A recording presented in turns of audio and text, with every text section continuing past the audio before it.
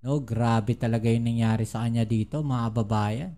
Ito pong nangyari dito kay Attorney Harry Roque, mga kababayan, na kung saan na nakita po siyang nakahandusay sa lamesa, mga kababayan. No, marami talaga sa ating mga kababayan ang nagulat, no, sa balita na to. 'Di ba? Hindi talaga nila bukod lubos akalain na mangyayari ito, no? Kaya Attorney Harry Roque. So ito po 'yan.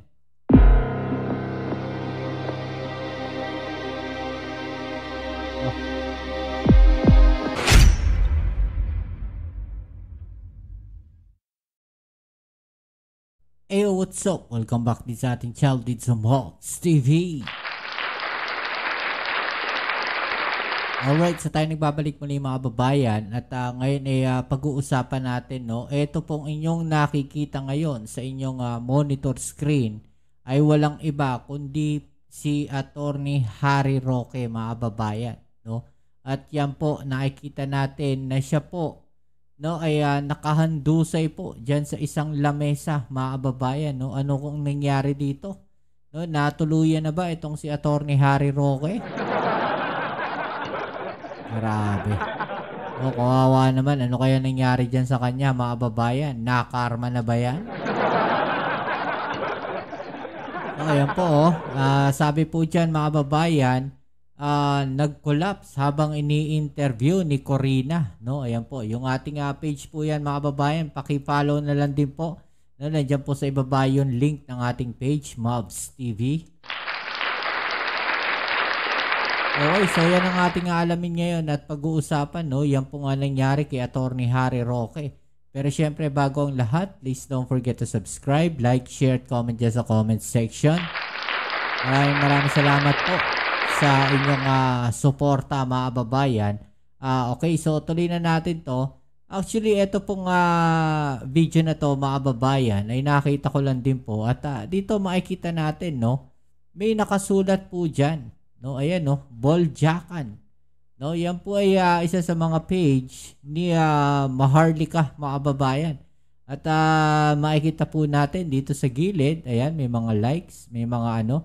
Siguro during live stream ito nangyari. No, during live stream ito nangyari dahil dito po sa isang post. No, ayan din, no. Makikita natin, no, Boljakan, mga kababayan, 'di ba? Kitang-kita natin dyan, no? Ayan yung page niya, Boljakan. Okay, so makikita natin itong lalaking nakatalikod na yan ay walang iba kundi si Attorney Harry Roque, mga kababayan. At tignan ninyo kung ano pa yung kanyang ginagawa dito. Di natin alam kung nauna to, no, o bago mangyari, no, yung trahedya.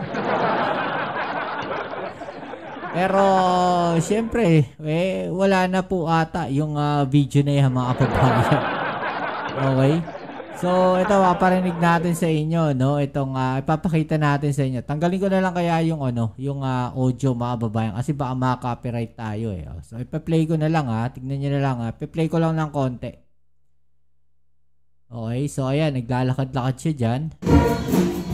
Ayan, ligyan na. Baka maka-copyright pa tayo, mga kababayan.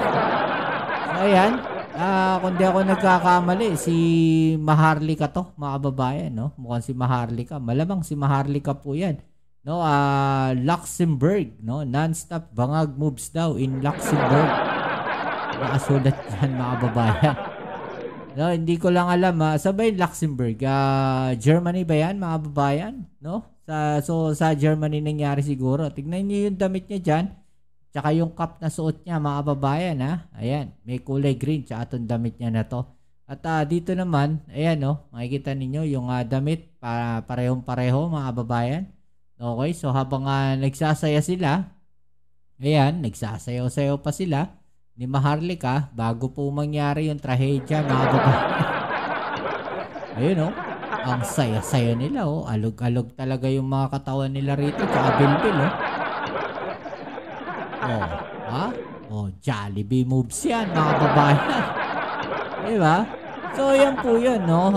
Bago nangyari yung, hindi natin alam kung bago nangyari, pero posible siguro, no, na nauna muna to. No, dito sa isang video na ipapakita ko sa inyo, mga kababayan, ay, nawala. Nawala, mga kababayan. No, hanapin natin yan, ha? Hanapin natin yan. Okay, so ito yan mga babayan, yung interview na yan. Hanapin lang natin, no, yung ayan, yung kanyang page mga babayan. At dito sa kanyang reels, hanapin natin. Asan ba yung reels na ito? No? Ayan, ayan, no, yung video na yan mga babayan. No? Dahil humihingi lang. So ito yan mga babayan, yung interview, no, yung shades niya, ayan, makikita natin. Si Maharlika to, may nakasulat po dyan sa ibaba mga babayan na kung saan, no, ay sinasabi niya na siya daw po, no, ang photographer. Ayos lang natin mga babayan, videographer, no, ni Attorney Harry Roque mga babayan. Okay, yun po yung kanya sinasabi dito. Ayan, no. O, diba? Ako ang cameraman ni Spokes. Interview ni Spokes with Corina, mga babayan. So, ini-interview daw po siya ni Corina Sanchez. No? So, pakinggan natin yung kanyang mga sinasabi dito. Papatunayan ko sa inyo na ito pong video na to, no, ay iisa. Okay? Doon po, no, sa interview, dahil nakita ko rin yung interview na yan, mga babayan. Okay? So, ito po, yan, no, sumubsob na siya dyan. So, ito po yung interview na yan mga babayan. Play lang din natin. Ang Senado ay yung pahiwatig na handa silang maglitis. Kasi nga naman, yung mga prosecutors sa tatayo, yung mga public prosecutors, mga kongresista, bago na magiging composition yan. Okay, so nagets nyo ba yung kanyang mga sinabi dyan mga babayan? Mamaya, i-play uli natin yan. I-play uli natin yan mga babayan. Panoorin muna natin, no, etong video na to, na kung saan, no, humandusay po o ano ba nangyari dito? Sumubsob ba siya mga babayan? I-play natin, ha. Ayan, oh. Grabe, oh. Gumudngud mga babayan.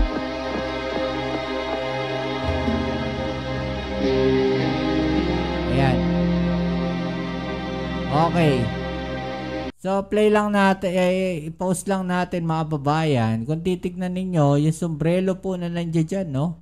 Ayan. Yung cup na yan mga babayan, yan din. No? Yung cup na suot niya, habang siya po ay nag-i-enjoy na magsayaw mga babayan. No? Yan po yung cup na yun. O, panoorin natin ulit itong video na to. Grabe, no?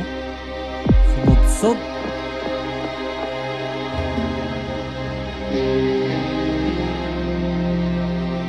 Ayan na! Oh, wala na, di na kinaya ni Harry Roque. Siguro may stress na to, no? Sobrang stress, pagod, no? Puyat, di ba? Kakaisip paano sisiraan yung gobyerno. Kakaisip paano sisiraan yung ating Pangulong Bongbong Marcos. Diba? Siguro yun ang nangyari dito. Stressful na siya. Ayan, no? O, slow mo. Slow motion.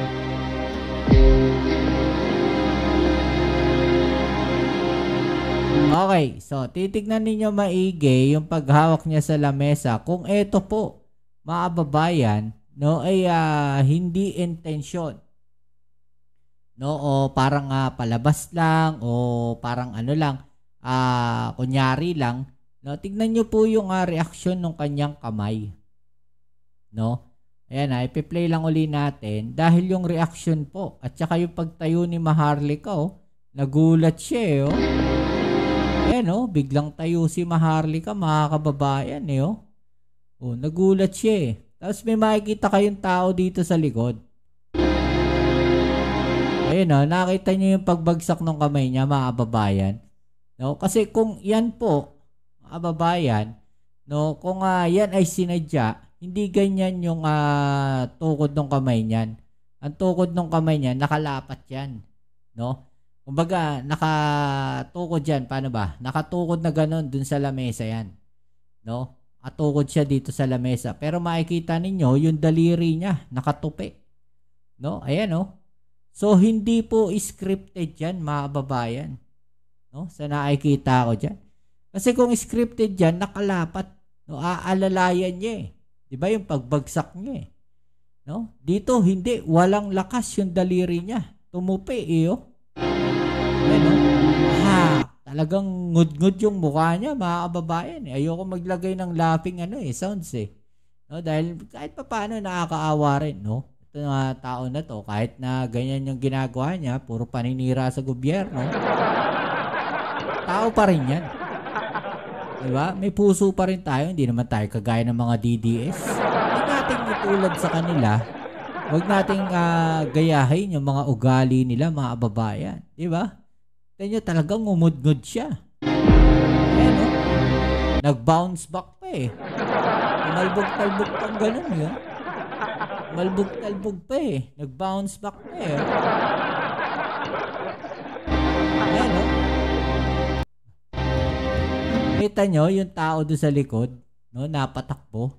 Okay, so play natin yung mas mabilis, mga babayan. Tignan nyo yung reaction ng tao dito, yung reaction ni Maharlika, mga babayan, ha. Ayan, no? Ayun, no? Patakbo, no? Si Maharlika napatayo, no? Diba? Gumudgud yun, laylay yung kamay, walang lakas yung kamay, no? Ang tanong, ano nangyari sa kanya? Diba? No? Siguro, nauna itong sayaw na to, mga babayan. Kasi pagka ganun yung nangyari, hindi yan makakasayaw ng ganyan. No? Hindi yan makakasayaw. Diba? Kasi, antimano, kailangan niya magpahinga eh. No? Baka ano to, sobrang stress na. No? Sobrang stress na, kakasira sa ating gobyerno. Diba? So, panoorin natin ngayon, mga babayan, yung video na kung saan binibidyohan siya. No? Ayan, no? Ni Maharlika. Ipi-play lang natin yan. Tapos mamaya, ikukumpara natin yung video na yan. No? Yung tawag o yung position na yan. No? Yung position niya na yan, mga babayan. Doon po sa video na ni Corina. Okay? So, play natin. Yung hinihingi ng Senado ay yung paiwatig na handa silang maglitis kasi nga naman yung mga prosecutors sa tatayo, yung mga public prosecutors, mga kongresista bago na magiging composition niya. So, grabe, no? Yung mukha niya rito, mga babayan, talagang wala na, haggard na. Nasa kamayan ng camera. Kung wala sila na, oh. Mahinang-mahina na yung mukha niya rito. Tutugon sa pinaputos ng Senado, patay na talaga ang impeachment complaint. Mahinang-mahina na si Roque rito. Konti na lang to, mga babae. Baka sabi nila, konti na lang bibitaw na. Ganun. O, ito yung tignan natin dito sa interview na to, mga babayan. Napila na. Yan, o. Yan yung interview na yan ni Corina. Okay, so panoorin natin ang buo yan, mga babayan, ha, para maintindihan natin. No? Makakausap natin ngayon from the Netherlands si former Duterte spokesperson Harry Roque. Magandang gabi from Manila, Attorney Roque. Magandang gabi. Diba? Kita niyo yung suot niya dyan, mga babayan. Tsaka yung suot niya dito. Ayan, no? Ayan, no? Yung suot niya na yan, no? Na damit. Diba? Yung shades nandoon. No? Yung shades, ayan, no? Yung logo rito. Diba? O yung agos ng yung ayos ng buhok niya, ayan, no, yung merong maliit dito, mga babae, ano. Ayun, no. Diba? So, ito yun, yung poste, lahat. So, paano mo sasabihin AI yan, mga babae? Mahilig kasi sila sa AI, anong tawag natin dito? Mga fake news. Kaya, sasabihin nila, AI yan. No, AI daw yan, mga babayan. Ha? Huwag kayong dyan. AI yan. O, eto na yan. Gabi, Corina, magandang gabi, Pilipinas. I'm in Luxembourg ngayon po, not in the Netherlands. Oh, I see. Luxembourg. Okay, so...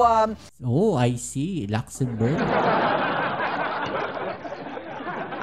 So, paano siya? Anong tawag natin dito, mga babayan? Germany po ba? Yung Luxembourg na yan, mga babayan. Pa-comment nga po dyan sa ibaba. Kung Germany po, no, yung kanyang location ngayon, pa-comment nga po.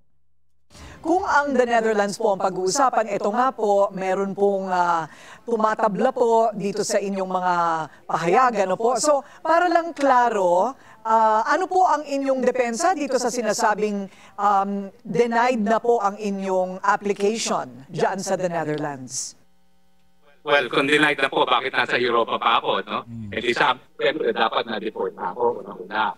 Pangalawa, gaya na akin sinabi, nabigyan na po ako ng W card, which is a residence card.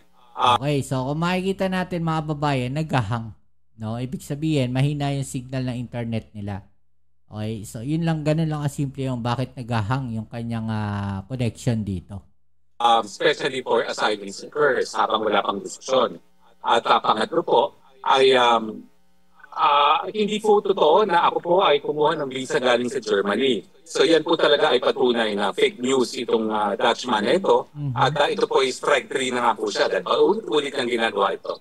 Hindi ko po alam na ano ang makikita niya kapag kakalat na fake news na na-deny na asylum bid. No? Pero alam niyo po, ang katotohanan, walang kahit sino makakaalam sa status ng aking application kung hindi ang gobyerno ng Netherlands at ako po dahil highly confidential po ang mga proceedings ng asylum. I see. So I guess only time will tell kung ano po talaga, how things will unfold.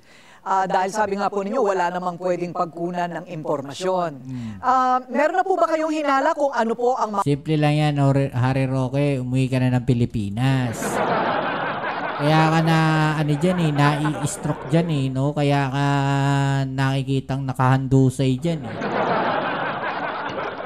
Uy ka na, stressful dyan. At least dito kasama mo pa yung pamilya mo. Maaaring motibo nito pong tumatabla po sa inyo. Well, tingin ko po nagpapapansin lang, pero habang siya nagpapapansin at puro palpak ang kanyang mga inuulit, nakikilala siya na fake news purveyor. Nakadalaw na po ba kayo, Attorney Roque, ulit? Yung yung fake news na gumagawa ng ganyan mga babayan, galit sa kapwa fake news. Ano lang yun? Kay dating Pangulong Duterte sa ICC? Tanging mga pamilya pa lang po nakakadalaw, pero nandun naman po kami kada hapon para mag-ulat dun sa mga nakakapasok. At ngayon po, ang makakapasok mamayang alas 2:30 ay si Ma'am Hanelet. No? Siya ay mag-uulat ng alas 4 ng hapon. I see. Okay, so I'm sure sinusubaybayan din po ninyo ang impeachment saga sa Senado at Kamara. Ano pong inyong opinion sa naging aksyon ng mga senador na ibalik sa House of Representatives ang reklamo laban kay VP Sara? Ito na yan, yung sa impeachment, mga kababayan.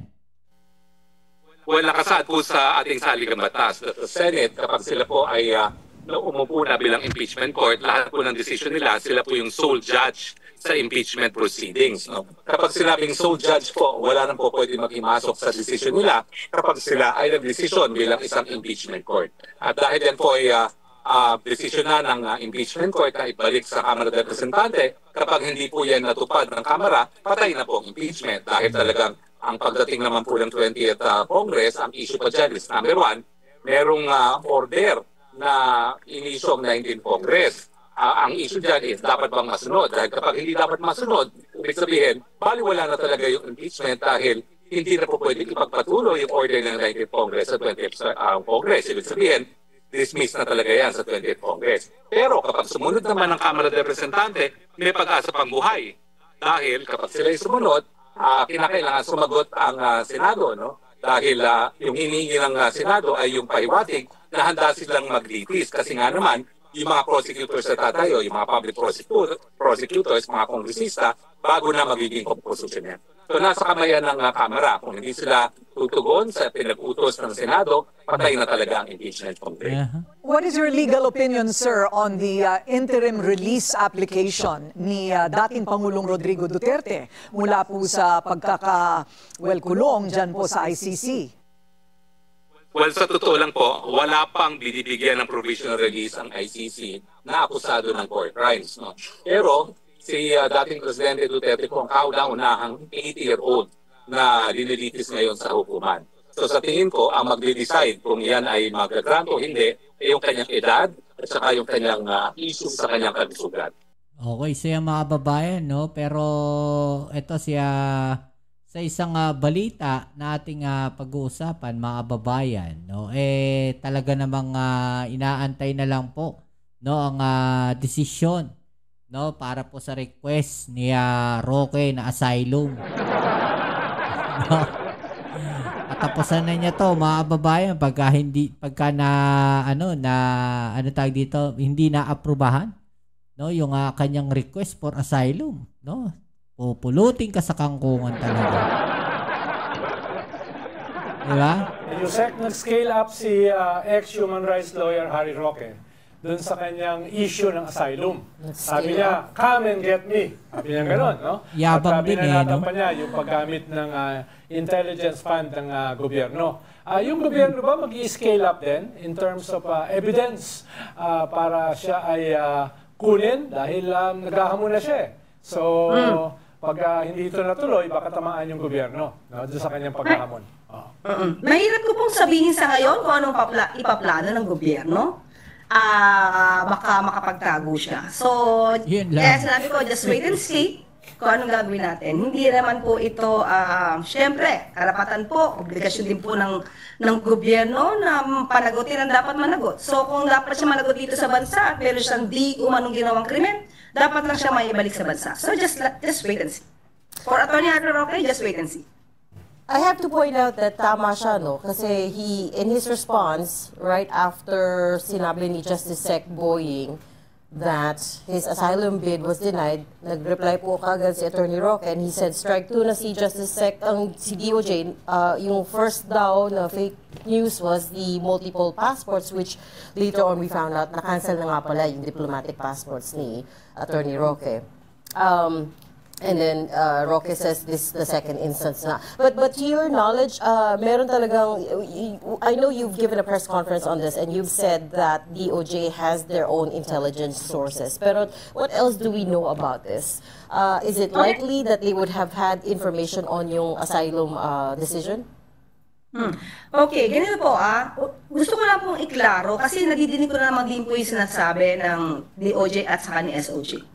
Sa aking pagkakatanda tungkol sa passport, ang sabi po niya ay ang alam niya may ilang passport, pero subject pa din po yun sa investigation. Hindi naman po niya sinabing sigurado na siya ganito. So, si Harry Roque talaga fake news.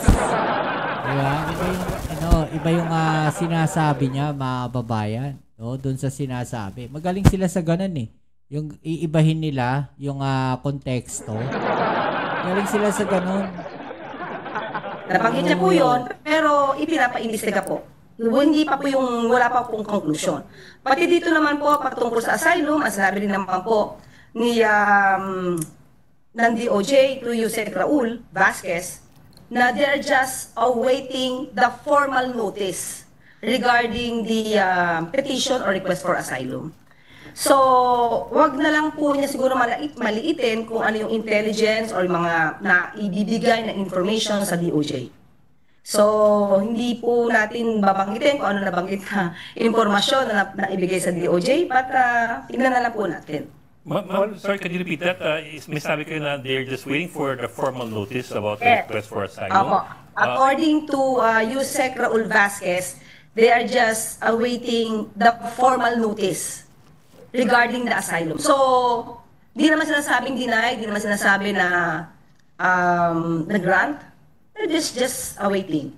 So, definitely meron naman din po sa kanilang bumubulong and that's the intelligence nila, yung assets nila. Yes, but by that, are you saying that there's already a decision or and that we're just waiting for the promulgation of sorts, if that is the right word for it?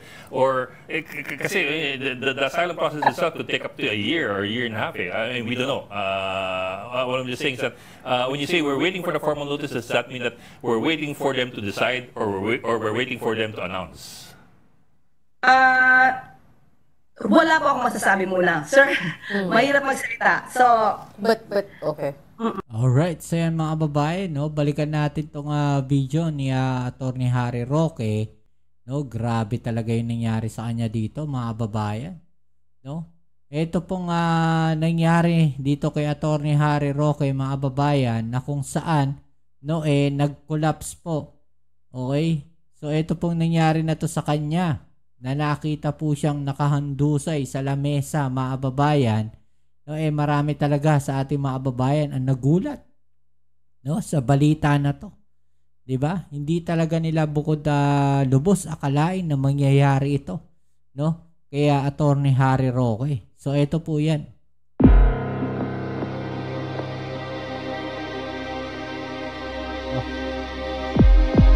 Okay, so yan mga babayan, no? Okay, so yan muli. Maraming salamat sa lahat ng mga patuloy na kasuporta dito sa ating channel.